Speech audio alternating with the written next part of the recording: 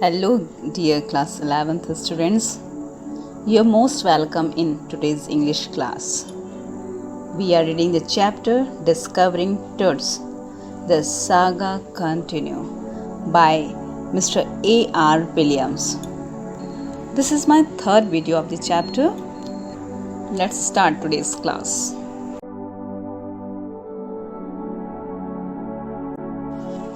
The sun can beat down like a hammer this far south in Egypt, and Carter tried to use it to loosen the resigns.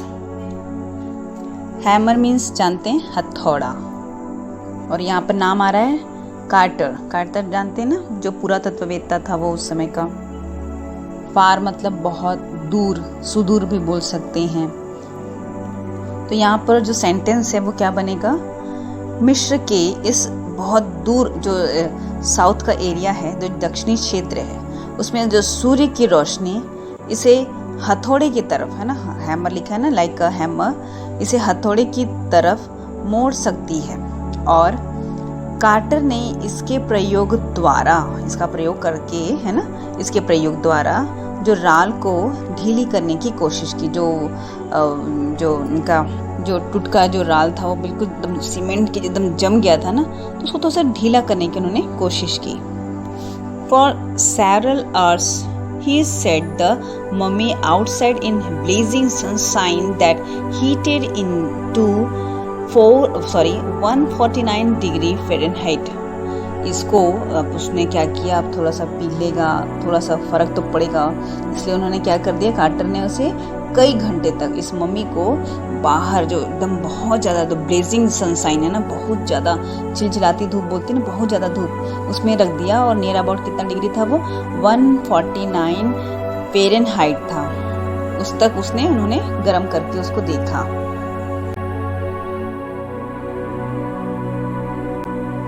Nothing but का मतलब होता है जिसमें परिवर्तन होना, और nothing but का मतलब जिसमें कोई परिवर्तन नहीं हुआ.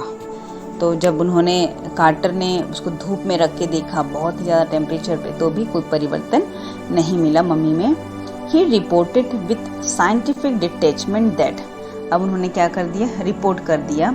जब उन्होंने कई घंटे तक धूप में रख के देखा, कुछ नहीं हुआ, उसने बहुत ही साइंटिफिक लहजे में, वैज्ञानिक रूप से लहजे में सूचित कर दिया कि जो रिमेन्स मतलब किंग्स रिमेन्स का मतलब जो राजा के अवशेष, है ना, तो उसमें बीनीथ का मतलब क्या होता है, नीचे. चिजल्ड अवे मतलब कि जो छेनी होती है ना, चिजल काटने के लिए अपन यूज़ करते हैं पेड़ों में, मतलब गार्डनिंग के काम के लिए अपन सिजल यूज़ करते हैं. छेनी से काटना, है ना. और ट्रंक का मतलब होता है जो धड़ रहता है, सर का मतलब गला और सिर रहता है, तो जो धड़ अपन बोलते हैं ना, वो आपका हो गया ट्रंक. तो टोटल आपको सेंटेंस क्या यहाँ पर सेट हो रहा है कि उन्होंने क्या कर दिया, कार्टर ने वैज्ञानिक लहजे में सूचित किया था कि राजा के जो अवशेषों को निकालने को संभव बनाने से पूर्व जितने भी जो जमे हुए पदार्थों को उनके अंगों व धड़ का निचला भाग छेनी से काटना पड़ेगा. उन्होंने क्या बोला, the consolidated material. Consolidated material का मतलब क्या होगा, जो बिल्कुल एकदम ज़्यादा जम गया है, सीमेंट जैसे जम जाता है ना, वैसे ही कंसोलिडेट का मतलब वो बिल्कुल जो मम्मी है वो बिल्कुल जमा हुआ है ना. तो वही यहाँ पर बोला गया कि इसको जमे हुए पदार्थ को संभव, मतलब उसको तोड़ना, मतलब उसके लिए उसको निकालने लायक बनाने के लिए क्या करना पड़ेगा हमको, beneath the limbs and trunk before it was possible to raise the king's remains, है ना. तभी आप किंग के रिमेन मतलब अवशेषों को बाहर निकाल पाओगे, जब उनके लिम्स को और ट्रंक को आप क्या कर दोगे, अलग अलग कर दोगे, मतलब उनके अंगों को और धड़ को अलग करोगे तब.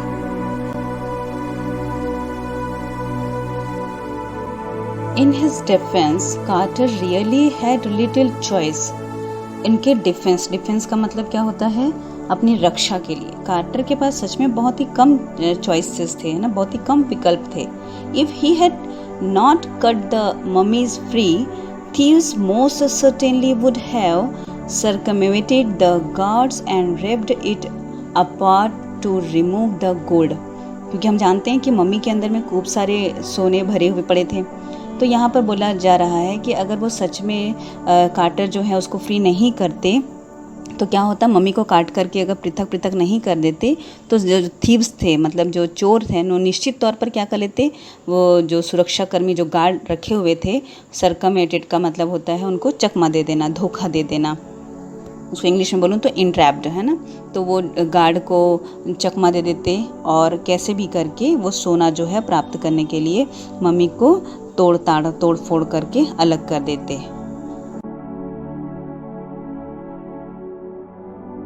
In Tut's time, the royal were fabulous wealthy, and they thought or hoped they could take their riches with them. For his journey to the great beyond, King Tut was lavished with glittering goods. अब जो टूट के जो समय का जो काल था उसमें बोलना चाहिए, जो उनके समय का जो राजवंश था वो बहुत ही ज़्यादा रॉयल था, बहुत ही ज़्यादा व्यापक रूप से धनी था। फैबुलस वेल्दी, बहुत ज़्यादा समृद्ध थे उस समय के लोग। और वे विचार करते थे, मतलब ये लिखा है ना, दे थॉट और दे होप्ड, और वो ऐसे अपेक्षा करते थे, ऐसा आशा रखते थे कि वे अपना धन अपने साथ ले जा सकते हैं। They could take their riches, जो भी उनके पास में धन है, संपत्ति है, विद देम, वो अपने साथ ले जाएंगे। फॉर हिज जर्नी, और इसीलिए जब मम्मी में डाला गया तो जो राजा जो टूट थे, उनकी जो दुनिया, अभी नई जो दुनिया है, उनकी महान यात्रा के लिए उन्होंने क्या किया, बहुत सारी चीज़ों से उनको शुद्ध जो सोने वगैरह हम लोग पढ़े थे ना, उसकी उनके अंदर में, मम्मी के अंदर में सोने वगैरह डाले थे। तो वो ग्लिटरिंग गुड्स, मतलब ऐसे ही बहुत ही ग्लिटरिंग गुड्स का मतलब क्या होगा, जो बहुत ही आकर्षक करते हैं, बहुत ही चमकदार जो सामान है, गुड्स का मतलब है ना, वो चीज़ें उन्होंने उसमें लेविस्ड कर दी, उनमें उनको प्रदत्त कर दी, उनको दी, मतलब जब वो मम्मी के अंदर उनको डाला गया।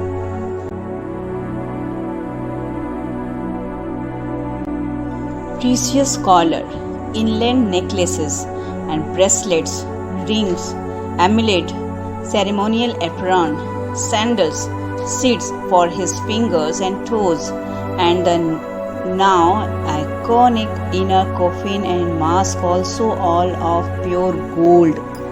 इस सभी जो चीज़ें थी वो गोल्ड की थी, चाहे वो प्रीशियस कॉलर हो, चाहे वो नेकलेसेस हो, हार जड़े हुए, हस्तबंद हो, और अंगूठियाँ हो, ताबीज, एमुलेट्स का मतलब ताबीज, और एप्रॉन का मतलब कपड़े होते हैं अनुष्ठानिक, इसमें जो बहुत ज़्यादा हैवी सेरेमोनियल एप्रॉन, मतलब कि जो सेरेमनीज़ में हम लोग पहनते हैं कपड़े, वो सैंडल, चप्पल वगैरह वो, और हाथ पैर के लिए अंगुश्ताने, और यहाँ तक कि जो मूर्तिनुमा ताबूत और नकाब, वो सबके सब जो थे वो मम्मी के अंदर में थे, और वो सबके सब गोल्ड के बने हुए थे। इन सभी चीज़ों को उनके ताबूत के अंदर में डाला गया था, क्योंकि वो बहुत ही प्रीसियस थे, बहुत ही मतलब प्रीसियस थे। तो उनके सामानों को भी वो मानते थे ना कि अपने साथ में लेकर के जाएंगे करके, अपनी प्रीसियस चीज़ों को, बहुमूल्य चीज़ों को, इसलिए उनकी मम्मी के अंदर में ये सब चीज़ों को डाला गया था।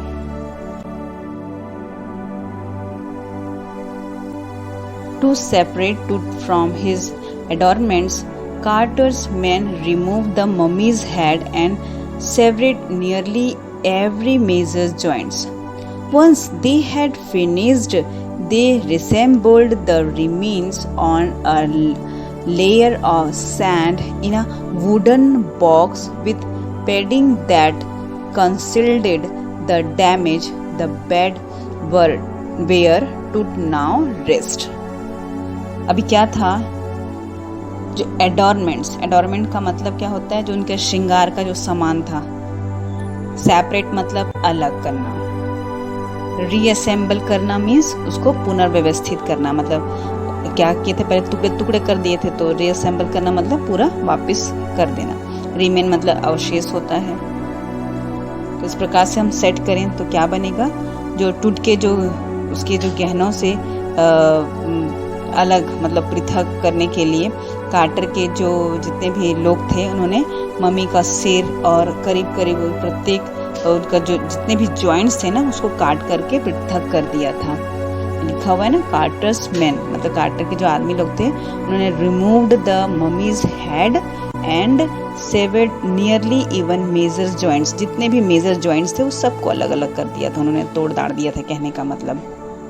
वंस दे हैड फिनिश्ड, अब जब उन्होंने अपना काम कर लिया, दे reassembled the remain on a layer of sand in a wooden box with padding that concealed the damage।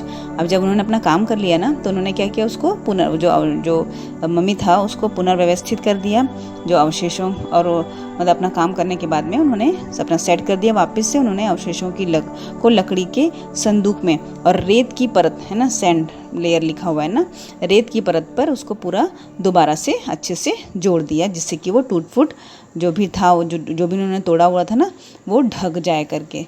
The bed where टूट नाउ रेस्ट, और यह वही बिस्तर है जहाँ पर टूट जो है वो विश्राम करता है।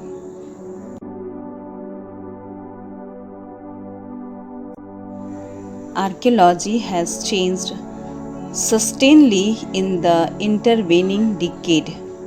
डिकेड का मतलब दशक, सस्टेनली का मतलब रियल में, वास्तविक रूप से। तो जो आर्कियोलॉजिस्ट मतलब जो पुरातत्व में है, तो मध्यकाल की बात है, इंटरवेनिंग डिकेड, मध्यकाल के समय में पुरातत्व जो वास्तविक रूप में बदल गया और उनका पूरा ध्यान जो था फोकसिंग लेस ऑन ट्रेजर, मतलब खजाने की तरफ फोकस ना करके more on the fascinating detail of life, उनका जो मौत कैसे हुआ है ना उनकी ओर उनका ध्यान केंद्रित हुआ। एंड इंट्रिग्यूनिंग मिस्टीरियस ऑफ डेथ, कि आखिर सच में इनकी मौत जो है वो उनके रहस्य मिस्टीरियस है ना, उनके जो रहस्य है उसको निकालने का उन्होंने प्रयास किया। It also uses more sophisticated tools, उन्होंने यूज़ किया सोफेस्टिकेटेड का मतलब बहुत ही जटिल यंत्र उन्होंने प्रयोग किया ताकि अपने काम को अच्छे से कर सकें करके, इंक्लूडिंग मेडिकल टेक्नोलॉजी, उन्होंने मेडिकल टेक्नोलॉजी का भी प्रयोग किया। In 1968, more than 40 years after Carter's discovery, an anatomy professor x-rayed the mummy and revealed a startling fact. Beneath the resin that cakes his chest, his breast bones and front ribs are missing।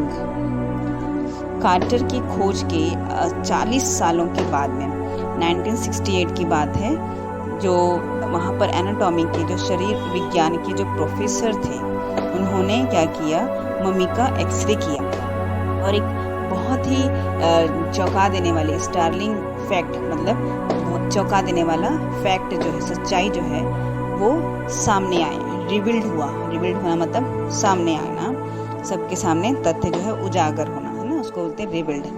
क्या बताया उन्होंने, beneath the रेसाइन that, जो उनकी छाती पर कठोरता से जमी हुई थी, जो लार थी वो उनकी छाती पर एक जमी हुई थी, हिज ब्रेस्ट बोन, और क्या लिखा हुआ है कि उनके नीचे उनकी छाती की जो हड्डियाँ, वो सामने की जो पसलियाँ थी ना, फ्रंट रिब्स मतलब कि पसलियाँ, वो क्या हो गई थी, मिसिंग थी। ये बहुत ही चौंका देने वाली बात थी कि ऐसा कैसे हो सकता है।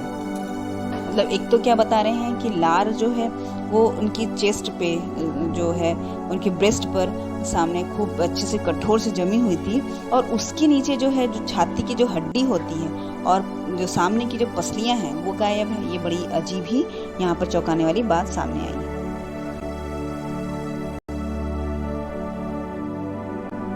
Today, diagnostic imaging can be done with computed tomography or CT, by which hundreds of X-rays in cross-section are put together like slice of bread to create a three-dimensional virtual body.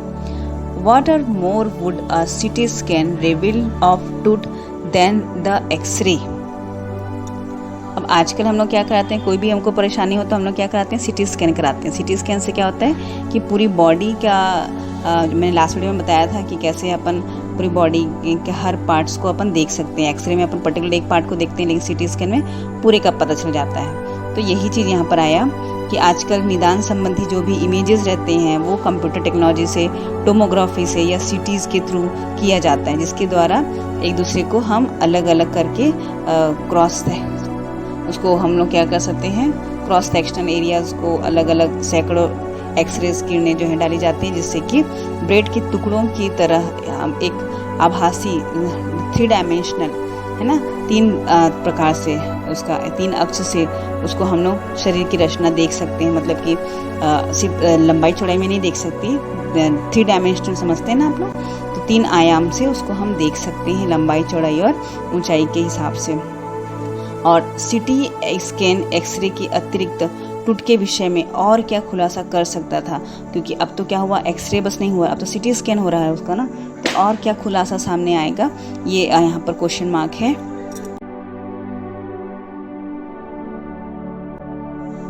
And could it answer 2 of the biggest questions still linger about him? How did he die and how old was he at the time of the death?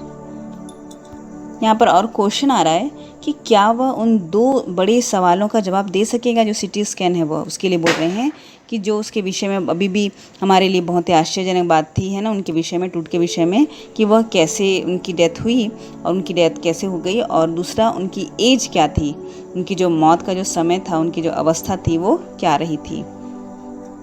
तो क्या इसका answer हमको CT scan के through मिल सकेगा, यहाँ पर question mark है।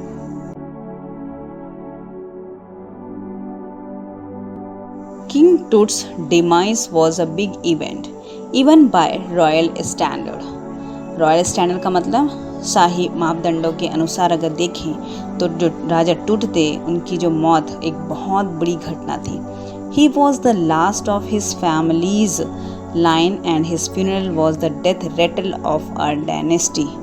उनकी जो वह अपने परिवार के जो पूरे कुल के अंतिम सदस्य थे और उनकी अंत्येष्टि उनके वंश के लिए मौत की घंटी थी। जो उनकी जो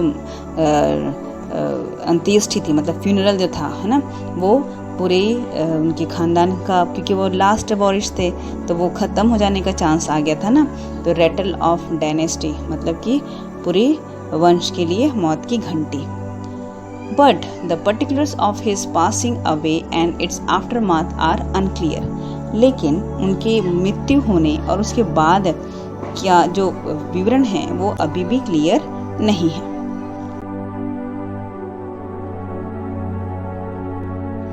आज की वीडियो में मैं इतना ही पढ़ते हैं। आज मैं कोई होमवर्क नहीं दे रही हूँ क्योंकि आपके एग्ज़ाम चल रहे हैं, तो आप लोग अपने एग्जामिनेशन को कंसंट्रेट कीजिए। बट जब एग्ज़ाम हो जाएगा तो आप लोग जो जितने भी टफ वर्ड्स हैं उनका मीनिंग आप लोग अच्छे से देखेंगे और तभी आप लोगों का इसको पढ़ने का कोई मतलब है। आज के लिए इतना ही। Thank you.